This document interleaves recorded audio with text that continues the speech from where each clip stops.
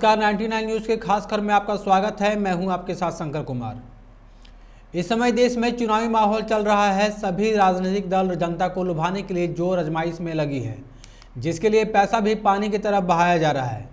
लेकिन क्या कभी आपने सोचा है कि चुनाव में खर्च होने वाले पैसे इन राजनीतिक दलों के पास आते कहाँ से हैं? आप कहेंगे चंदे से। जी हाँ, राजनीतिक पार्टियां के पास पैसे तो चंदे से जरूर आता है, लेकिन आज हम आपको चंदों से आने वाले इस पैसे के खेल को बताएंगे।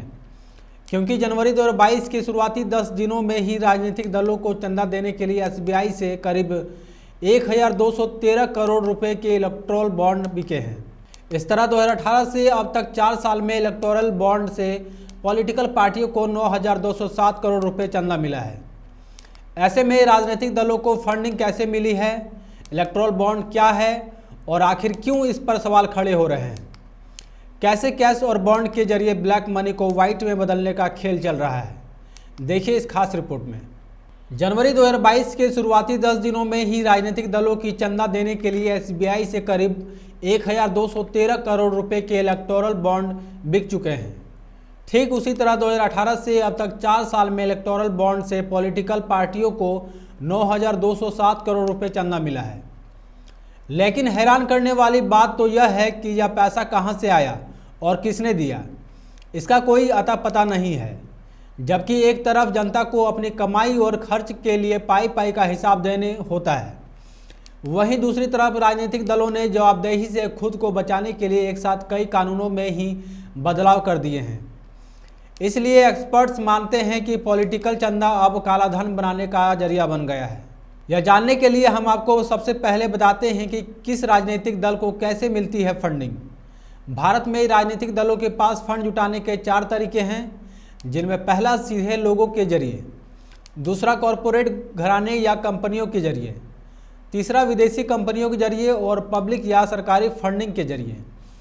वहीं आम लोग 3 तरह से किसी पार्टी को चंदा देते हैं, वह कैश, पार्टी के अकाउंट में पैसा भेजकर और इलेक्टोरल बॉन्ड के जरिए। जबकि कॉरपोरेटिव या कंपनी पार्टियों को 2 तरह से चंदा देते हैं, पहला इलेक्टोरल ट्रस्ट के जरिए और दूसरा इलेक्टोरल बॉन्ड के जरिए। पार्टियों को पब्लिक या सरकारी फंडिंग भी 2 तरह से होती है, वह है डायरेक्ट पब्लिक फंडिंग और indirect public funding. Direct public funding में सरकार राजनीतिक दलों को चुनाव लड़ने के लिए सीधे पैसा देती है। हालांकि भारत में ऐसी कोई व्यवस्था नहीं है। जबकि इनडायरेक्ट पब्लिक फंडिंग में पार्टियों को सरकारी मीडिया में प्रचार के लिए मुफ्त समय, रैली के लिए फ्री में स्टेडियम, मैदान, कॉन्फ्रेंस हॉल उपलब्ध कराया जाता है। ऐसे में अगर देश में राजनीतिक पार्टियों की फंडिंग के सभी तरीकों और उनके जरिए पार्टी को मिलने वाली रकम का हिसाब किताब करें तो साफ हो जाता है कि फंडिंग का यह काला खेल मोटे तौर पर 3 तरह से चल रहा है। पहला कैश, दूसरा इलेक्टोरल बॉन्ड और तीसरा विदेशी कंपनियों से लिया जाने वाला डोनेशन। इसे समझने के लिए सबसे पहले कैश चंदे के गौरव धंधे को जानते हैं। इसके तहत कोई भी शख्स 2000 रुपये से ज़्यादा का चंदा कैश में नहीं दे सकता। 2000 रुपये से ज़्यादा का चंदा डीडी चेक या इलेक्ट्रॉनिक ट्रांसफ़र और इलेक्टोरल बॉन्ड के जरिए ही दे सकता है। पहले यह लिमिट 20,000 रुपये थी, इसे 2018 के एक फाइनेंस बिल के जरिए 2000 रुपये कर दिया गया। कोई शख्स अगर 20,000 रुपये से ज़्यादा का चंदा देता है तो रिप्रेजेंटेशन ऑफ पीपुल्स एक्ट 1951 के तहत पार्टी को डोनर का नाम चुनाव आयोग को बताना होगा। 20,000 से कम चंदा देने पर चंदा देने वाले का नाम बताने की जरूरत नहीं होती है। लेकिन दिलचस्प बात यह है कि अगर कोई शख्स इलेक्टोरल बॉन्ड के जरिए 20,000 से ज़्यादा का चंदा देता है तो उसका नाम गोपनीय रखा जाता है। अब हम आपको बताते हैं कि कोई राजनीतिक पार्टियां चंदे से मिले कैश को हजम कैसे करती है। मान लीजिए किसी शख्स ने किसी पार्टी को 1 लाख रुपए कैश दिया। रिप्रेजेंटेशन ऑफ पीपुल्स एक्ट के मुताबिक पार्टी को चंदा देने वाले इस शख्स का नाम चुनाव आयोग को बताना होगा, लेकिन ऐसा होता नहीं है। दरअसल पार्टियां इस कैश चंदे को 2-2 हज़ार रुपये अलग चंदे के रूप में दिखा देती है और इस तरह उन्हें चंदा देने वालों का नाम बताने की जरूरत नहीं पड़ती। साफ है, इस तरह कैश के रूप में मिलने वाली बड़ी से बड़ी रकम का पार्टियों 2-2 हज़ार रुपये में बांटकर पूरी तरह पचा लेती है। इसका मतलब यह है कि 2018 में चंदा देने की सीमा को 20,000 से घटाकर 2,000 करने से काले धन के खेल पर कोई असर नहीं पड़ा। बल्कि बदलाव सिर्फ इतना हुआ कि पहले पार्टियों को बड़ी से बड़ी रकम को 20-20 हज़ार रुपये में बांट कर दिखाना होता था और अब 2-2 हज़ार रुपये में बांट कर हजम कर जाती है, जिससे साफ है कि राजनीतिक दलों ने कानून का गलत फ़ायदा उठाया और वे छुपाने में कामयाब रही कि नकदी के तौर पर मिला चंदा कहां से आया है और किसने दिया है। इससे ब्लैक मनी को भी बढ़ावा मिल रहा है। अब बात राजनीतिक चंदे के सबसे बड़े जरिए यानी इलेक्टोरल बॉन्ड की बात करते हैं। सबसे पहले हम आपको बताते हैं कि इलेक्टोरल बॉन्ड क्या है। इलेक्टोरल बॉन्ड एक बियरर चेक की तरह होता है। इस पर ना तो बॉन्ड खरीदने वाले का नाम होता है और ना ही उस पार्टी का नाम जिसे ये दिया जाना है। आमतौर पर केंद्र सरकार जनवरी, अप्रैल, जुलाई और अक्टूबर में 10-10 दिन के लिए इलेक्टोरल बॉन्ड खरीदने का समय तय करती है। इसके लिए देश में 29 SBI ब्रांच तय की गई है। SBI से ज़्यादातर ब्रांच प्रदेशों की राजधानी में है। केंद्र सरकार लोकसभा के चुनावी वर्ष में 30 दिन का अतिरिक्त समय भी दे सकती है।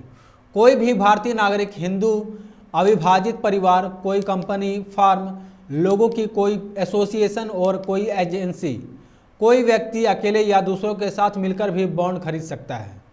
बॉन्ड 5 तरह के होते हैं, जिनमें 1,000, 10,000, 1 लाख, 10 लाख और 1 करोड़ बॉन्ड शामिल हैं।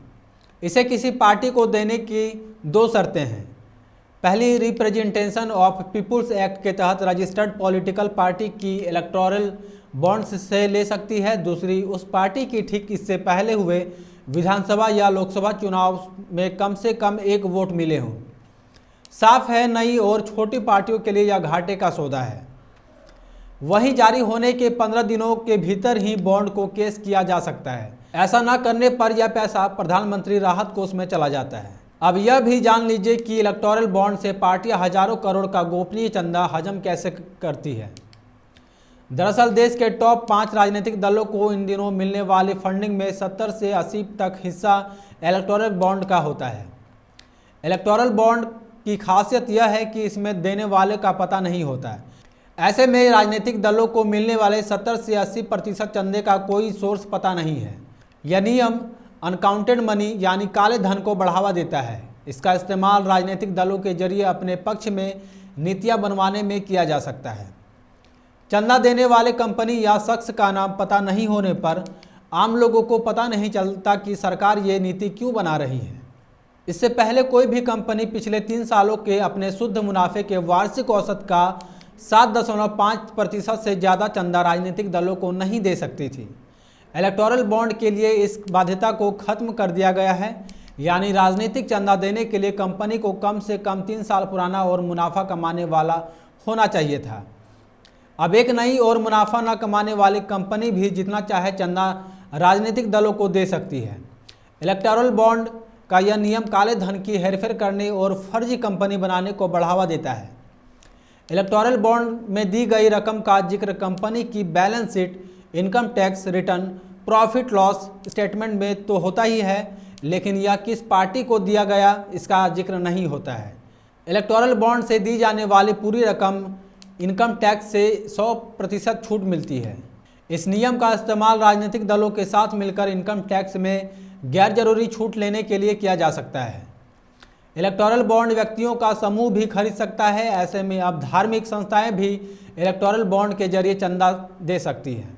ऐसे में सवाल उठता है कि जनता को अपने आधार और पैन कार्ड के जरिए अपनी कमाई और खर्च का पाई का हिसाब देना होता है, तो राजनीतिक पार्टियों को आखिर क्यों नहीं? क्या उन्हें पैसे की काली कमाई का इकट्ठा करने और उनका इस्तेमाल करने का हक है? क्योंकि वो सरकार चलाते हैं। इस खास कर में इतना ही। आप देखते रहें 99 न्यूज़। नमस्कार।